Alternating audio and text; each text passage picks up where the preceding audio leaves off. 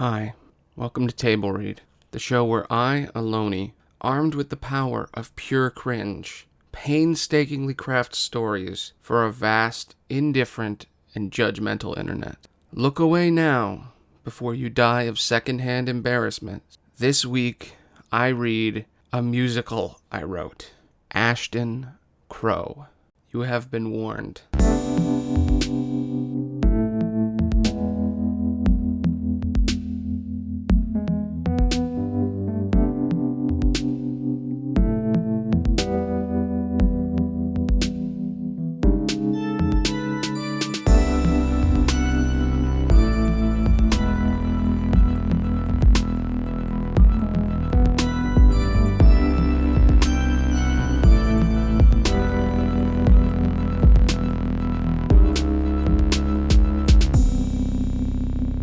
In a small fantasy village, a man in expensive clothes exits a gold-trimmed carriage.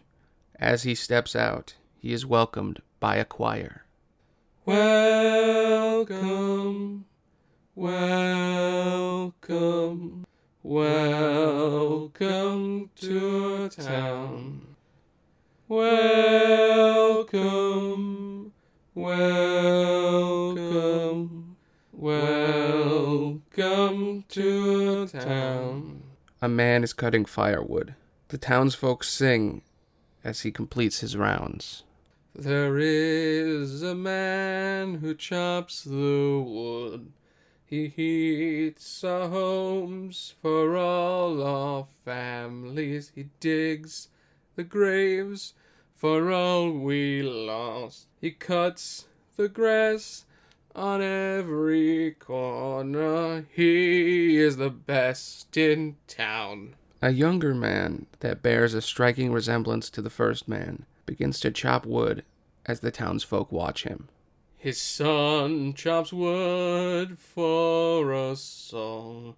His son digs graves for the town. His son mows grass on every corner. He is the next in line.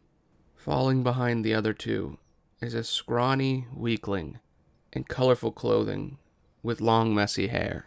The man, he found another son, and he was quite odd. The boy chopped wood, not so good. The boy dug graves like a knave. The boy, he never cut the grass. He tricked his brother with no class. The man sings as he stands in front of a portrait of a much older man. There was a man who chopped the wood. There was a man who dug the graves. There was a man who made me the man I am today. Farther behind, the youngest son sings sadly. I am the son who chopped the wood. Not so good. Not so good.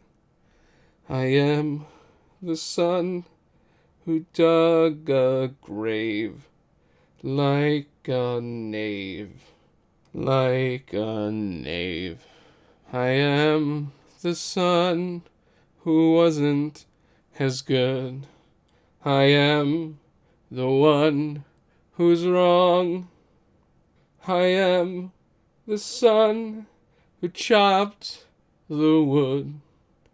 Not so good. Not so good. I am the son who dug a grave like a knave, like a knave.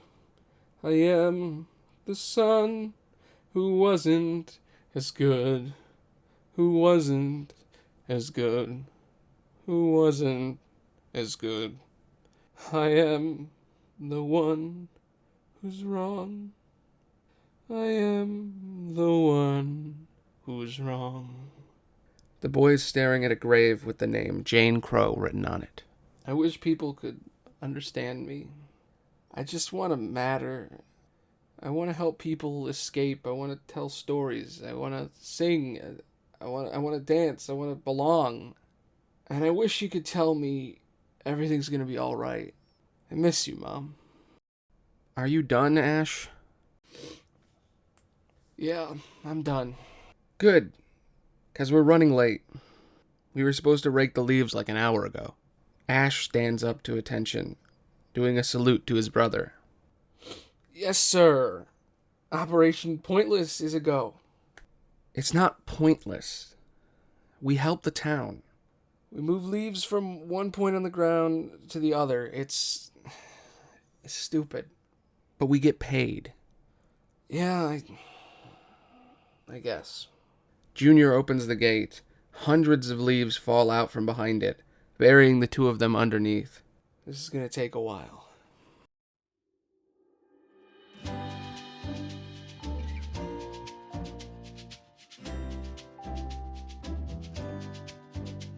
The two brothers work together. Junior takes the leaves, moving them slowly across the ground. Ash walks up with a makeshift wheelbarrow.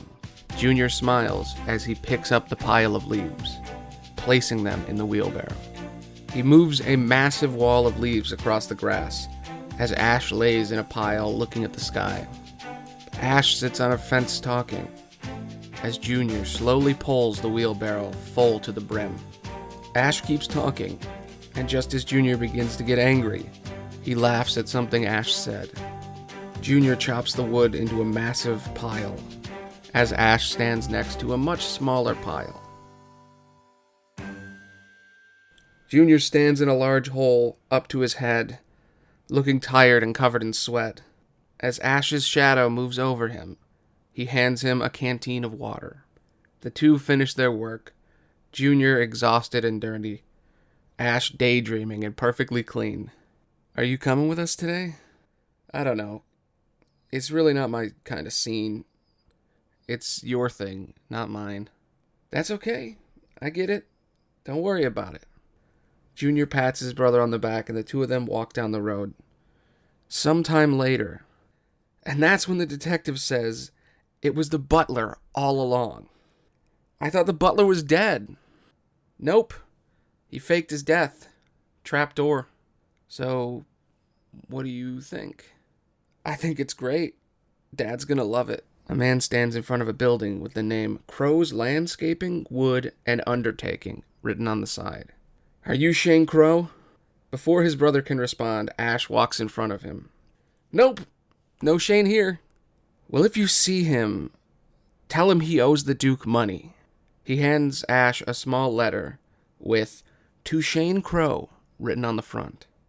Would if I could, but he moved a long time ago. Then why does the store have his name on it? Well, the new owners haven't changed it. Weird people. I don't see them around very often. I think one of them has a lazy eye and a peg leg. You can't miss him. Nice people. It's nice to meet you, but we have to deal with a personal matter. Ash shuts the door before the man can respond, flipping the sign on the door to closed. That's the third time this week. You know, he's not going to fall for it again. There's no problem that can't be solved with lying, I guess. The back door swings open, and a massive, intimidating man with a large mustache holds an axe standing above them. Hi, Dad. The man's face changes from stern, emotionless stone to a warm and open smile. Today's the big day, Junior. Today's the day you make me proud. Shane walks past his other son, Ash, and throws his arm around Junior. He holds out his hand, smiling. Today's when you become a legend. Ash holds up his hand. I need to talk to you about something. His father turns Junior away from him, and the two of them look out the window. Today, you become a soldier, on your way to being a royal guard, just like I did, and just like my dad. He gestures and points to the massive painting he was singing in front of earlier. Ash tries to get his dad's attention, swinging the paper around. It's kind of important. Not now, Ash. Your brother is about to have his big day. The father and son race out the door. Ash watches as they leave. He looks angry and annoyed. He stares out the door, back at his room, and at the letter from the Duke. He puts the letter in his pocket and races out the door. Wait for me. In old wooden stands, Ash and his father sit as they wait for the trial to begin. On the field is a series of obstacles, and standing to the side, a group of strong-looking recruits standing in antique armor. The man in expensive clothes sits at the end of the stands. Ash watches as his father points. There he is, the recruiter. All your brother needs to do is complete the course. I'm sure he'll make it in. He has to be first. Ash sits thinking, debating whether or not to tell his father about the tax man from earlier. He looks off, sighing, as he decides to wait until later. Don't worry. He's gonna kill it. An older man walks up holding a small flintlock pistol at the center of the field. Today, we see just how skilled our future soldiers will be. Enjoy the show. He fires the pistol. Dozens of different men run across the course, crawling through the mud, climbing massive walls, jumping from wooden wall to wooden wall. Their father cheers and screams out, pointing at his son. You got this, Junior! Beat him! Beat him, Junior! Get first! Lead the pack! Lead the pack, Junior! Ash watches his dad, happier than he has ever seen him, looking down at the letter the Duke sent his father. Junior races across the course and reaches the end, picking up a bow and drawing it back. Silence falls over the crowd as he aims carefully. Seconds feel like minutes as sweat falls down his face. He stares at the target, releasing the arrow. The arrow flies across the field directly into the target, followed by 3 more, all hitting the edge of the target, barely missing. His father stands up cheering. That's my son! That's my son! First in the pack. Sometime later, after the stands are all empty, Junior waits at the archery test next to the recruiter. He looks at the target, not sure how well he really did. That was good. That was good. You could be a great soldier. Those shots at the end could have been better, but you're in excellent shape. I'll have to see how well you've done on the other tests, but I'll let you know what we decide. The recruiter pats him on the back and walks off. Junior stands not sure how to feel, or if he's made it. His father runs up, hugging his son, happier than he's ever been. Before Junior can correct him, his father speaks. You did it! You were the best! Just like you should be. I've never been prouder. Ash puts the letter in his pocket and watches, proud of his brother. A shady-looking man walks up to their father, handing him a small sack of coins. Well, I didn't think you could do it. You win. As the man walks off, Ash is shocked. He stands next to the archery test and screams. How could you bet our last few coins on this? His father turns to him, annoyed. What I do with my money is my business. I didn't have a single doubt. Junior was always going to be at the front of the pack. It was a done deal. Ash grabs a bow off the counter, hitting it against the wood. The Duke sent someone today. They might take the house. And you're still making bets? How else would I fix things? It's not like the store is making enough money now. Not with the two of you showing up late constantly. Ash cannot believe his father just said that to him. Do you want me to be more like him? Do you want me to be a soldier?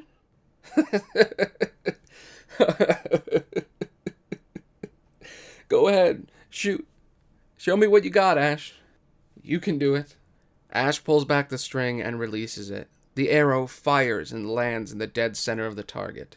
3 more shoot all around it, the last arrow hitting the back of the first and bouncing off into the distance. Junior smiles, shocked that his brother was a better shot than him. Ash screams. This isn't the point. You can't keep wasting all our money gambling. If Shane didn't win today, we would be ruined.